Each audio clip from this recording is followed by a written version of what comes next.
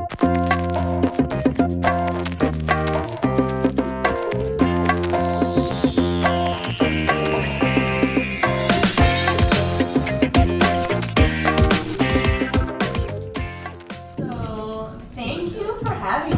first off, I want to thank Zana and John and the Brink team for having me here. I hadn't heard of Creative Mornings until John Facebook messaged me asking if I wanted to speak, and I think my initial response is, "Are you sure you want me?" But after meeting with both of them, they reassured me that they did. And so inclusion, include, I'm going to be talking about different aspects of how that relates to me in my life. So I first want to give a shout out also to my husband for being at home with our almost 5-month-old. Life is so different than 6 months ago. So this is one of the first things that I've done, like teaching-wise in the community since November 13th. So thanks for having me. So I have a bunch of slides. I am definitely an academic.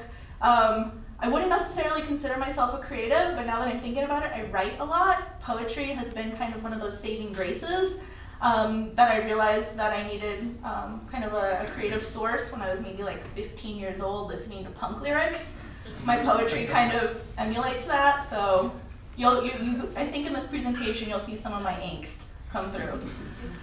But before we begin, I wanted us to acknowledge that we are on stolen land, right? We are on the traditional homelands of the Tohono O'odham people, as well as other indigenous groups like the Yomi or Yaqui that have existed in these lands since time immemorial.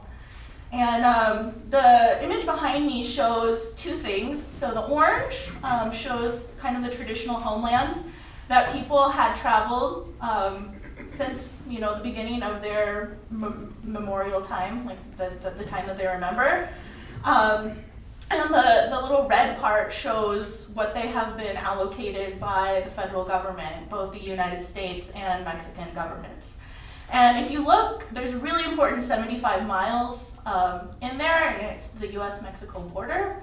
And I just want to highlight the fact that for our benefit, because of international border policy, this group of people that have been on this land forever are negatively impacted. So the O'odham in Mexico can no longer freely come up to the United States, right? And vice versa. It's harder for O'odham in the United States to go to Mexico without being hassled by Border Patrol, by Customs, when coming back.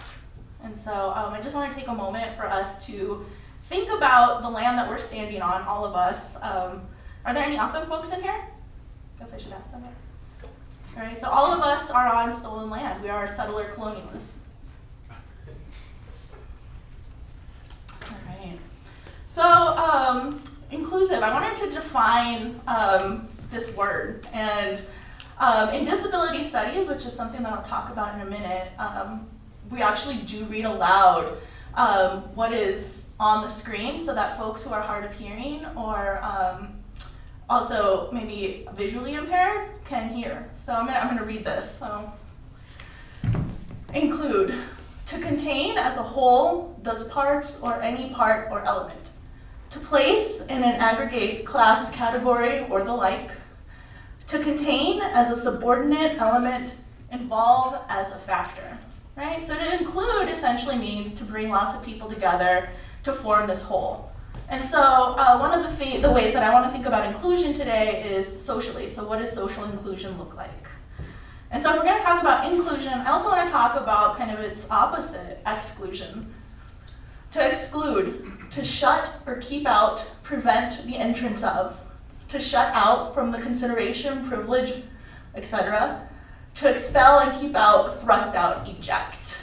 And I really do think that everybody in this room has felt both included at times and excluded at times. So I want you to maybe bring some of those memories into the space right now while we're talking about these ideas of inclusivity and exclusivity. And so why does it matter though? And so I'm sure many of you recognize the picture in the back, right? The first black hole ever caught on film. But power, right? So when we're talking about inclusivity and exclusivity, we're also talking about power. So who has the power? Who makes these decisions to include and exclude? So who are some of these people? So some people that come to mind: bosses, those who make our laws, right? Whether or not the popular vote voted for them or not. Law enforcement, and then there's this like kind of idea of kind of social regulation, right? So who decides what is normal, who decides what's abnormal, and then how are those folks treated? And so one of my favorite authors comes to mind when I think of social power. Her name is Audrey Lord. She was a Black, queer, lesbian activist, writer, scholar, and she came up with this idea of the mythical norm, right? This idea that in society, there exist people who get to kind of walk freely unnoticed, right? So just to put it out there, right, historically in this country, those of us with historical power have been men, have been white, or at least have access to whiteness, proximity to whiteness, are Christian, and are of a certain social class. And I would add to this, they also have the ability, right? They have the mental ability and the physical ability to kind of pass unnoticed without being questioned, without being seen as at all different. And so I want us to also think about how social power and how power runs in relation to some of the things that I'm going to bring up today. So if we look at these two images, the image on the left is my first grade picture from Lulu Walker Elementary. And any guesses on which one I am? I'm the cute kid in the wheelchair, right? And I think, so a couple folks have asked me today, like, oh, you're on crutches, did you hurt yourself? And this is something that I'm really used to. I get pretty much every time I'm in public, depending on what I'm wearing. So most of my scars are actually covered today. And so when I can kind of pass as just, oh, maybe she sprained her ankle, or maybe, I don't know, she's clumsy, she tripped, people are more likely to ask me, like, what happened to you? Versus if I pull my, well, maybe my scars aren't that jarring to folks, but folks don't ask, they stare, right? And that actually makes me feel powerless in a lot of ways. And it took a lot of introspection and understanding myself in society for me to be up here able to tell you all just that. So I was born with a short leg. I've had about 20 surgeries on it to, quote, correct it. And so I've been a crutch user or a wheelchair user since the time I was 6 years old. And as a 34-year-old, it's given me a lot of time to think about, well, what does this mean when somebody comes up to ask me, like, what happened? And, you know, quite honestly, some days doesn't bother me at all. Today, it doesn't bother me at all. Like, kind of welcome it, especially in this setting. Some days if I'm having a bad day, it'll send me over the edge and just make me feel super shitty, right? And that's something that I know is not the intent of the inquiring party, but that's just kind of the reality. And so when we think about kind of social power and the power that all of us have, right? Because I still have power in the situations even when I feel shitty. You know, we often don't think about the other person's perspective or like what our actions actually do to the person inside. So yeah, that first grade. So I'll tell you the story of my first day of first grade. So I had just had my first surgery the previous May before starting first grade. I was super excited to go to first grade and stay all day, right? Because kindergarten was a half day. Showed up to school with my Care Bears lunchbox, which was my older cousin's, thermos and all, super excited, roll into the lunchroom, only to be told by the lunchroom monitor that I couldn't sit with the other first graders because the table was too small, so I had to sit alone with the second graders. And that was like my first experience of, you know, being at school all day, which was like horrifying. And I just remember being quiet and sad the rest of the day. And actually I think that extended until I finally spoke up and said, I want to sit with the first graders. And so there have been multiple moments like this that have existed in my life where I felt legitimately excluded. Like, not just like, oh, I think they're thinking different of me, but like actually physically moved somewhere else. But, you know, I've also been included in a lot of spaces. So I gotta, you know, acknowledge that. The one on the right is just, I'm so bad at Halloween, I threw that together the day of. And I believe when people ask me, what are you? I said, a tennis girl. But you can see the two different devices that I had on my leg. They're called the Lizarovs, and I actually had 3 of them throughout my life. Well, I had surgeries between the ages of 6 and 15. But yeah, like I was a spectacle. I think one year also for Halloween, in 5th grade when I had it put on, people asked me what I was, and I said, I'm an erector set. I didn't dress up at all. And then I just kind of, maybe the last story that I want to share, in high school, my freshman year, I was out for 2 weeks because I had another of these devices put on my leg, and I ended up getting a B in PE. And I asked the PE teacher, why did you give me a B? And she said, well, you missed more than a week of class and you didn't make it up. And I said, well, how was I supposed to make it up? And she said, you run miles. Oh.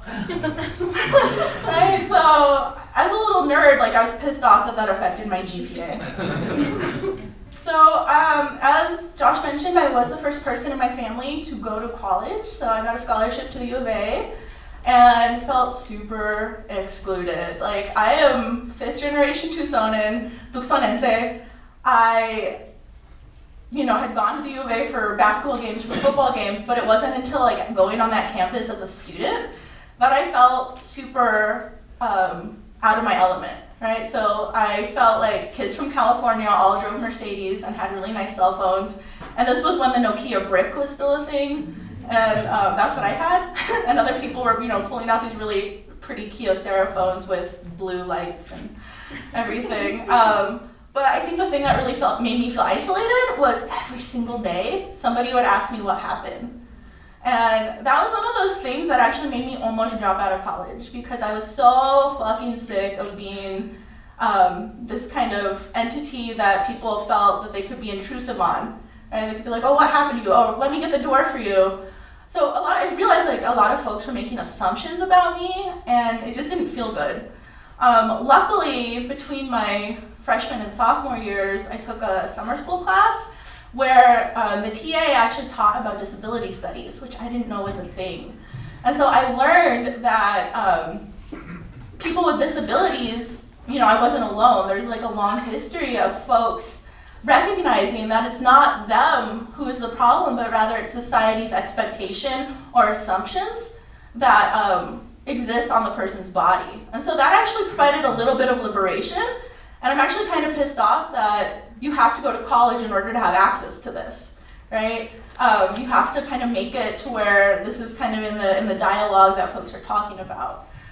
So anyway, I graduated from the U of A. I taught middle school humanities for 3 years afterwards, which was the best experience of my life, and I think I should probably go back to teaching middle school. I run into former middle school students all the time, and they're happy to see me, so I think we all did something right. But I realized, like, I wanted to be a professor. I wanted to follow through with these dreams that I had since I was 15, listening to, like, Propaganda lyrics and Refuse lyrics. I was like, I'm going to be one of those cool punk rock professors. And so that actually brought me to my Nana's hometown of San Francisco. I applied to work with this man, the guy to the left, Dr. Paul Longmore. And he is one of the founders of disability history in the United States. And the image behind me is actually depicting him burning his dissertation. He wrote a book called The Invention of George Washington. And in 1989, he found out that he would lose his disability coverage from the couple $100 in royalties that he made from the book sale. And he needed those disability services because he needed a ventilator to breathe. And so I was fully prepared in 2010 and moved my cats and all my stuff to San Francisco. And I was like, I'm going to be the next great disability historian. I'm going to work with Dr. Longmore. Not so much. 2 weeks after I moved there, he passed away. which I wasn't planning for that. I'm a big planner. I didn't see that one coming. So I found myself in a history department filled with peers and professors who just did not get me, right? So history as a discipline is a little bit more conservative than, let's say, disability studies or Chicano studies. They're like 10 to 20 years behind in terms of like what's happening on the ground. So I would say things like, oh, the neoliberal blah, blah, blah is impacting people of color because of blah, blah, blah. And my professors literally had no idea what I was talking about. And so I was exhausted in grad school.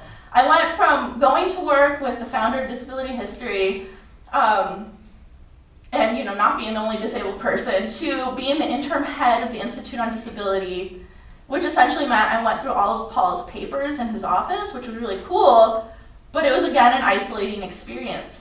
I felt I was the only one there, and it just took a lot of energy and a lot of coraje, or like a lot of just, I had to keep going, right? I finished, got all A's, but I recognized that people like me are a dime a dozen in San Francisco, right? Overeducated, super radical, like wanting to do good, like socially. We're represented there. I wanted to come home. My partner also, he's from Douglas, Arizona. He was not having the big city. I think it was just too much for him. So also, like, our families are here. So we came back home, and I kind of hit the ground running. And I was like, I want to bring all this knowledge that I gained to my community. So I've done a lot of different things to kind of live what this quote is talking about. And Paul's quote, "Personal inclination made me a historian. Personal encounters with public policy made me an activist." And so I'm one of those people that believes, what is the point of learning stuff if you're not going to put it to action? And I think as a group of creative people, that's kind of a call for all of us, right? Like, what does it mean that we're doing this art, doing all these cool things, if it's just relegated to a really small group of people or people like us? And so there's this quote, diversity and inclusion are great, right? I think they're good things. So diversity, ask who's in the room, right? So who's in this room? Who kind of mimics us? Who has similar life experiences as us? Who looks like us? Who has degrees like us? Who thinks like us? Whereas equity responds, who's trying to get in the room but can't? And whose presence in the room is under constant threat of erasure, right? So when we go back to this inclusive, exclusive dichotomy, we think of power, right? And so I think both of these quotes are kind of relating to power. So when we talk about inclusion, it asks, has everyone's ideas been heard? Well, that's great. You can interview, you can ask people different from you their opinions on things, but it doesn't matter unless you follow through with the needs that they present. And that's kind of what Justice's response, whose ideas won't be taken seriously because they aren't the majority. And so, something in my life, going back to that 9th grade PE teacher, she didn't take me seriously, right? So I was at a deficit because of her ignorance or even bigotry, right, against people with disabilities. And so I just kind of want to bring in some of these questions to all of us in the room. Do you connect with others not like you? Right? So it's really easy, and I myself am totally guilty of this, to just kind of be in an echo chamber of folks just like you. Yes, people who totally agree with everything you say or don't push you very much. Can all people literally get into the spaces you occupy? And so as somebody who's used crutches or a wheelchair since she was 6 years old, I can attest that Tucson is really inclusive for folks with disabilities in a lot of ways. And in a whole lot of ways, it's not, right? Literally getting into spaces is sometimes an issue for folks with wheelchairs, especially if they don't get out of it. The stage, for example, if I was in my chair, I would not be up here right now, right? And so when we create events, when we go to places, I just invite you to think about, can everybody actually get in? Okay, so that's bare minimum.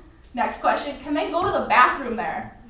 Because there are so many places that might have a ramp or might have easy access for somebody in a wheelchair, but if they needed to use the restroom, they would have to leave, right? And so I know that some of the arguments against this is not cost effective, or not that many people in wheelchairs come here anyway, so this really isn't a big deal. Well, why the hell do you think they're not coming? Because they know that they're not going to be able to get in. And so I kind of challenge everybody in this room to, especially downtown with all of the rebuilding, push on those organizations or those companies to include folks with disabilities. Are they the only one like them, right? So this idea of tokenization is real, right? So those of us who might have something that's a little bit different from the norm have maybe sometimes been tokenized. I have had people take my experiences as the experience of all people with disabilities, which is just not the case, right? And so invite a lot of people, right? Don't just be like, oh, I have this one friend who's X, Y, or Z, thus I've done my research, but rather invite more folks in. And ask yourself at events, are they the only one, right? So folks might have disabilities that are not so obvious, right? So we might suffer from it, or have anxiety, depression, or even physical disabilities that you can't see. So I invite you to think about all of that.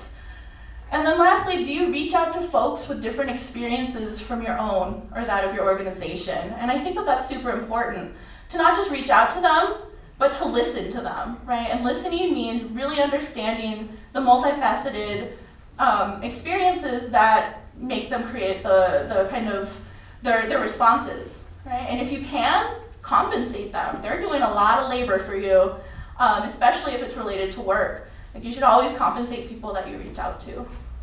Except for this, I happily did this. Super stoked to be here. Super stoked to talk to y'all. So this is a quote that I want to bring in that really links disability to other sectors of power in society. And it is by a woman, a deaf woman, who does work with deaf folks who are incarcerated, primarily who are black or brown. And her name is Talia Lewis, and she's, I'm going to say New Jersey. But I just want to read this quote, again, because that's best practice for folks with disabilities. Ableism, right? So we know racism, we know sexism. Ableism, not all people know. Ableism, a system that places value on people's bodies and minds based on societally constructed ideas of normalcy, intelligence, and excellence. These constructed ideas of normalcy, intelligence, and excellence are deeply rooted in anti-blackness, eugenics, and capitalism.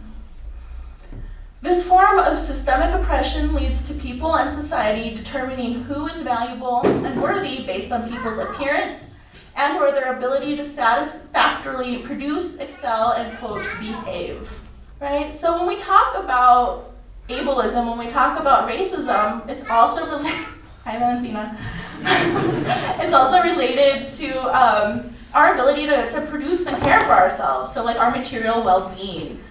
And so what Talia is explaining here is that this notion of deviance and bodies that behave is actually also connected to the foundation of our country, where slavery, right, owning a person was legal. And so when we talk about one kind of societal marginalization, we have to think of how it intersects with all others. And I know my experience as a disabled person has been complicated and relates to being raised by a single Mexican-American woman, right? I know that my experience of being on the system relates to my disability, right? My mom couldn't go to work because in elementary school, I was going to 3 doctor's appointments a week. Could you imagine a 9-to-5 that would allow a woman to just take off that much time, right? So there are some very real factors that relate here.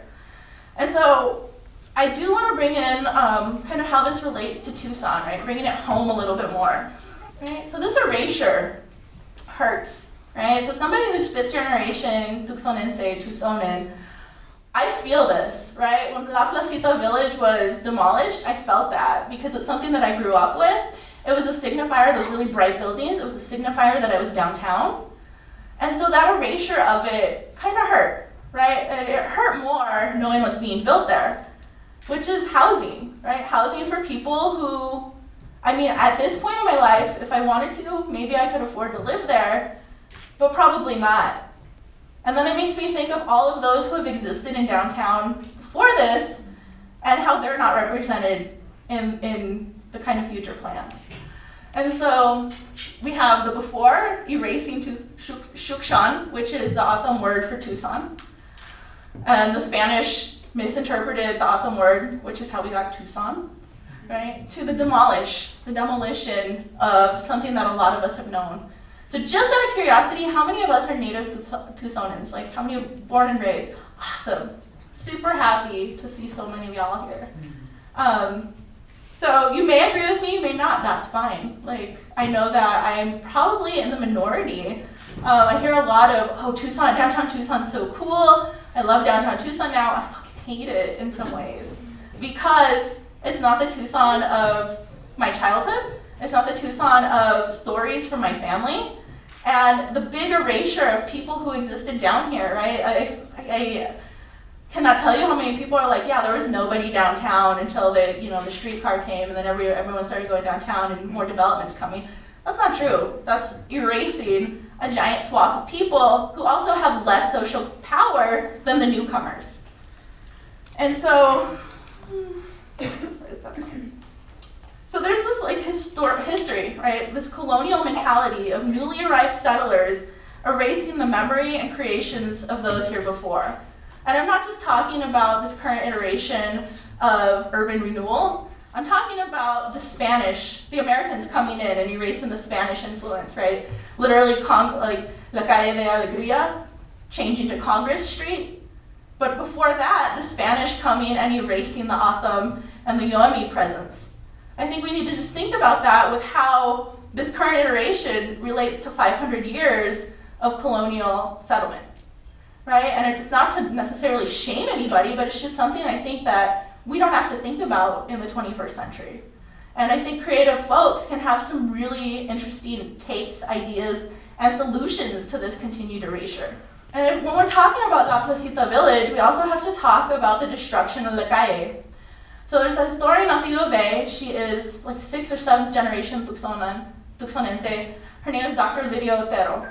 And Dr. Otero did this amazing analysis of how the destruction of the largest, most densely populated barrio, like neighborhood that housed Mexican, African American, and Chinese Tucsonans was demolished in the 1960s so that they could build the Tucson Convention Center, right? And this was without regard to the folks who had been there for generations. And what they put up was the TCC, which I'm sure most of us have been there, I've been there, but they also built La Placita. And on La Placita's grounds, which is, it's no more now, there were things like the, what is that called? The rotunda, the thing that's in the park now. The gazebo, thank you. The gazebo, right? They saved that, they literally moved it north, but also the original El Charro was there. And so like things that are very much a part of Tucson today and the UNESCO designation, we really like to prop it up like, oh, this is where the chimichanga was created. I don't know if there are any El Menudo folks in here, but there's that contention. Was it El Charro or was it El Menudo?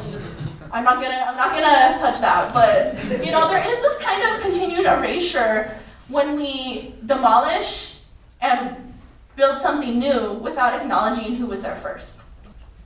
The Mlk Building. I think I wrote a poem, a really angsty poem one night at a punk rock show 5 or 6 years ago, where I said, I remember when the Mlk Building's dream was to still provide affordable housing to low-income people of color with disabilities. And those were the majority of the folks that lived in this building prior to, I'd say maybe 2008. I remember one of my friends from high school moving in there when it was being converted to lofts. And I asked her, I was like, well, how much are you paying for your 2-bedroom? And she said $800. And I was like appalled that anybody would spend that much money on a house in downtown Tucson. Right? And if we put that into perspective today, if you paid $800 at that building, you're getting a steal, right? But the erasure of the folks there are low-income people of color with disabilities. right? And I grew up at Scrappies. I was a little Scrappies kid. So I remember running into them. We had our favorite folks that we would talk to. They would come to the shows and just hit us up, right? And that's part of this erasure that is not part of this dominant narrative of downtown Tucson today. The Coronado Hotel is another example of this. The Coronet, I went in there once, and the owner told me, we've got to get these people out. And when my table pushed back, we said, well, why? And she's like, well, because, she realized we weren't on her side. She's like, well, because, they just live in horrible conditions, and they deserve so much better. Bullshit. You want to make your business more attractive to folks with disabilities. For folks with money, right? And so again, predominantly black folks live there. People of color, a lot of them had disabilities. They're not there anymore. When I watch Seinfeld now, that building is advertised as like luxury condos downtown, right? So this shift, it irks me. 20 de Agosto Parque, right? So this is the park downtown just north of where La Placita was. And y'all remember the homeless folks that used to live there? And we see this sign, the park closed to the public. So rather than the city in this kind of modern wave of urban renewal, taking into account the folks that live there, they just closed the damn park. Right? And this is also where the statue of Pancho Villa is, which is also a contentious issue because it was a gift from Mexico in the 80s, and Pancho Villa was facing north. And there's a conservative lawyer in Tucson who had a problem with that because Pancho Villa's raid on Columbus, New Mexico in 1916. He was an enemy of the United States. Well, yeah, it's fucked up, but what was the United States doing to deserve kind of the retaliation? And so the city's solution was to move him facing south. Last December, there was a conservative watch group called Judicial Watch that wanted the statue removed. Again, so when we're talking about this erasure of history, it's continuing, right? We're seeing this again and again and again and again and again. Right? And so why does this matter to me? So even in my family, I have family members who are like, oh, downtown's so cool now. I hate it because I feel like they're not remembering where we came from. And so the man behind me is my great-great-grandfather, Alisha Vasquez, who came to Tucson in 1880 from Sonora, Mexico, and he opened a carriage shop. And Adolfo was the uncle of Linda Ronstadt's grandfather. That makes sense? So when I tell people oh yeah, I'm related to Linda Ronstadt, 6 cousins or something. But I think that's also kind of the beauty of this area. Southern Arizona and Northern Sonora were like one state. Right? We were like one kind of body that existed, and this matters to me because my family came and went as they pleased when they came to the United States. My family, 4 generations later, my mom remembers just going to Mexico to visit family and coming and going and coming and going. But my generation, with NAFTA in 1994, and now with this post 9/11 border enforcement, we don't have that anymore, right? Mexico is a scary place now. And I think what's overlooked is kind of U.S. involvement in that production of scariness. So anyways, Adolfo had his carriage shop. It was somehow spared from the destruction and the demolishing to create the TCC because it is just south of Convent on Meyer, east of Main Street. And that's where his carriage shop was. And so I have the privilege and ability to go and visit my familial history, which actually means a lot to me, which is why I'm sitting here talking to you all about inclusion and whose story is valued and whose is not. Similarly, the Ronstadt Center, one of my earliest memories is going to an excavation of the house where my great-grandfather was born. And it's on the northern part of the Ronstadt Center. And I remember being there with my grandfather and him looking at tidbits, plates and dolls that were unearthed from his childhood. And that's erased, right? My daughter's never gonna see that. I'm damn well gonna bring her there and be right here in this spot is where your great-great-grandfather was born. And these are my grandparents, right? So this is 1944 on Congress Street. This is Luis and Tia Vasquez, Tia Petras at the time. She was coming down via railway with her tia down to Mexico, and they made a stop in Tucson because she was friends with one of his tias. So, right, like these familial connections lead to new families. But on Congress Street, there used to be folks that would just snap your photo.